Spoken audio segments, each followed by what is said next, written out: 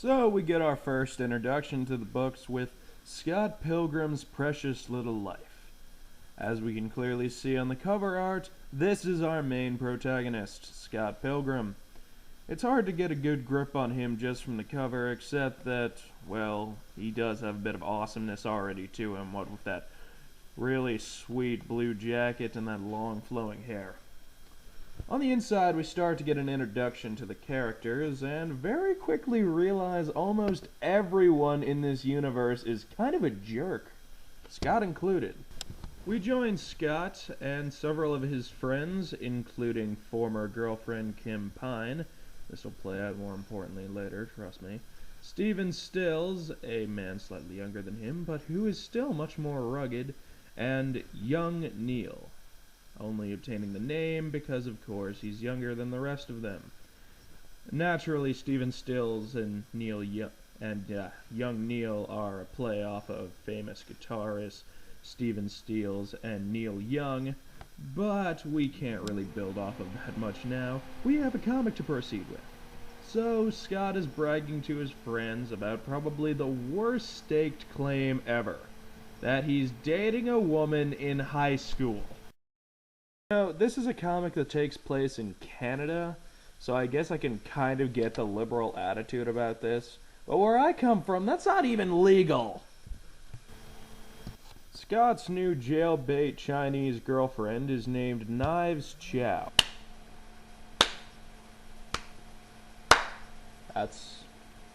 That's the most original baby name I've ever heard. I'm going to use that on one of my children.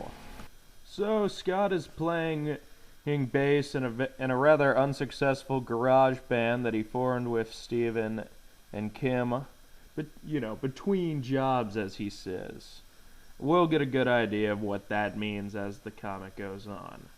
And naturally, Knives, being, let's face it, pretty easy to manipulate, being a high schooler dating a guy 6 years older than her, is instantly infatuated with Scott and their music. Even though the author himself calls all of it terrible, it's pretty funny in its own right. So yeah, she's pretty taken with everything that he does, and naturally all of Scott's friends think he's an idiot. I too think he's an idiot as of currently. As we go on, we get introduced to one of the best characters in this series. Scott's homosexual, rich roommate, Wallace. Alright, maybe it's not fair to call Wallace rich, but he's doing considerably better than Scott is, considering that everything in their apartment is owned by him, including the bed, which they must share.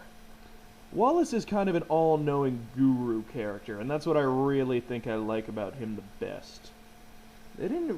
Whenever I see him in the movie, though, I get kind of the wrong impression.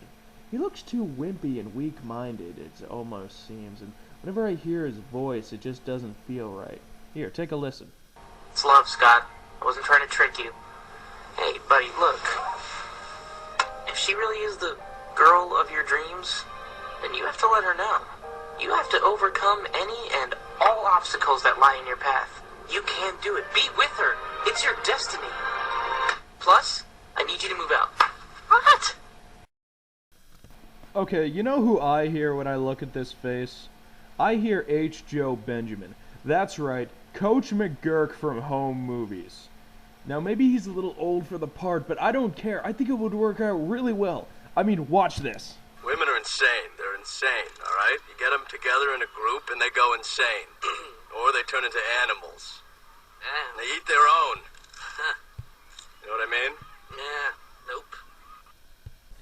But enough of that, though I would love to talk about Wallace in great detail. We'll have plenty of that in later episodes. So, Scott seems to be living a fairly innocent life. Not really an exciting one at all, but one that's innocent enough. However, that's all about to change. For one night, he meets the woman of his dreams and the plot device that's going to propel us for the rest of this insane storm of comedy and action.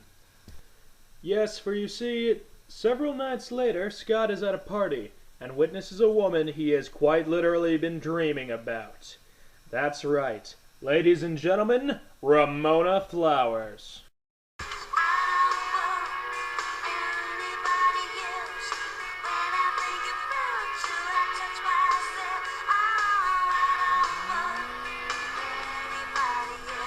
my beef and cheese quesadilla thinks she's hot.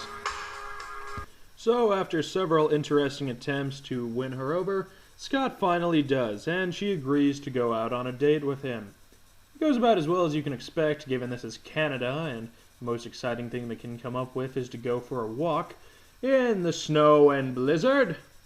This is the first time we also get a taste of just how strange this universe is, given that Ramona manages to get them home by traveling through subspace. We have not seen this yet in the comic, although we kind of knew it was coming, given the video game-like theme of it. This is still the first real taste of it we get. The two spend the night together, and Scott pleads with her that it not be just a one-night stand. We'll see more of this later as their relationship develops, but she agrees to come see a concert with him that night. Little does he realize just what is going to take place. Unfortunately for the plot, Scott is still an idiot and thus is still dating that Chinese piece of jailbait from earlier. When again did this turn into a sitcom? Oh no! I've invited two women to the same dance and I need to choose between them! We'll get into this here soon, but she's still his #1 fan, and believe me when I say hijinks are going to ensue. Also, in a subplot that is currently unknown to the reader, Scott is constantly getting emails and messages from someone named Matthew Patel. We'll get into that as we finally approach the big night of this concert. The night is actually going pretty well for the crew, and it looks like we have a pretty good indie music comic on our hands. That is, of course, Intel.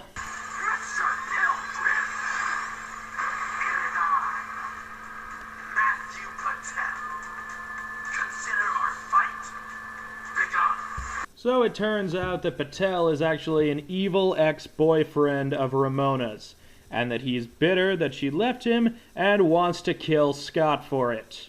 The two only actually went out when Ramona was very young, and she only really dated him because he wasn't a jock and wasn't white. Huh. Strange qualifications. I mean, I know Scott isn't a jock, but he is white, and nonetheless, he is pretty powerful, as we'll see here later. But I guess all of that is irrelevant. Scott and Mattel proceed to fight, and Scott ultimately destroys him, earning him a whole ton of bonus points. We get a nice little epilogue after that, wherein Ramona informs Scott that if they're going to date, he needs to take down a tiny little army of exes of hers. 7 in total. This, ladies and gentlemen, is what we picked up the comic for, and this is what we have to look forward to. 5 more books of Scott duking it out with insane, powerful, video game-style baddies who used to date his girlfriend. It's a nice little ending to our nice little pilot, Scott Pilgrim's precious little life.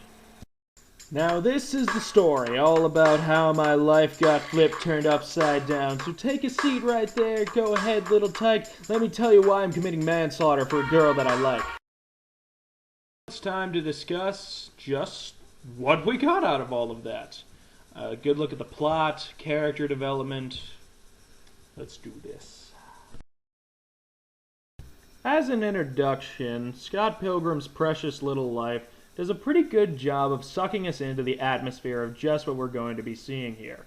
There's a lot of comical antics going on, and the whole comic is pretty tongue-in-cheek, although the action scenes can be really intense when they need to be.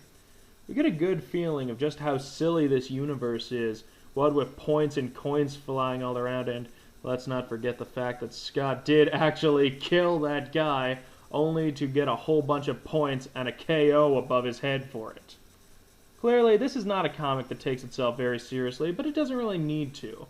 It's still deep and complex where it needs to be, particularly with the characters, although I'll admit, for an introduction, we don't quite get as much of that as we need. We get a good little insight into several characters, Scott in particular. We get that Scott is kind of a jerk. We get that Scott is kind of egocentric. But at the same time, we get that he can be kind and compassionate, particularly because when he's around Ramona, he's a very sweet, charming character. Ramona, on the other hand, we know absolutely nothing about by the time the comic is over, except that she came from the United States and just moved to Canada and works for Amazon.com. The comic is odd that it keeps pointing out everyone's ages to us. It points them all out constantly, Knives Chow in particular, because let's remember, she's a minor, but Ramona's age never appears. It just specifies unknown. This makes her very mysterious, and this theme will go on throughout the rest of the series. The other characters are mostly just cruel and jerks to Scott, young Neil being the exception because he's a pretty big fan of him, and we get a good look at Knives Chow as really nice, kind, and innocent. Take that all in before we get to Book 2. I want to give a special amount of attention in these videos to the villains, particularly because the villains are pretty much one-shots. They only appear for the one time. So let's take a good look at Matthew Patel because this is his only opportunity for development. We don't learn all that much about him except that I guess he was the only non-white, non-jock guy around when Ramona was going to elementary school, and that he has mystical powers. We don't know where he obtained them, but it's quite likely he inherited them because, hey, this is a universe where you can do that. His key motivation appears to be winning Ramona back and causing Scott misery and suffering. Well, he's kind of a cartoony bad guy, but this is a cartoony book anyway. The fight with him is entertaining enough, with him summoning vampire hippie chicks to accompany him in battle, and it's all done very, very interestingly, and really gives us a feel for what the rest of the fight scenes in this series are going to be like. So with that said, Precious Little Life is a really good opening volume to what is going to be a really good series. And we'll catch up on all of that next time when I take a good look over Scott Pilgrim versus the World.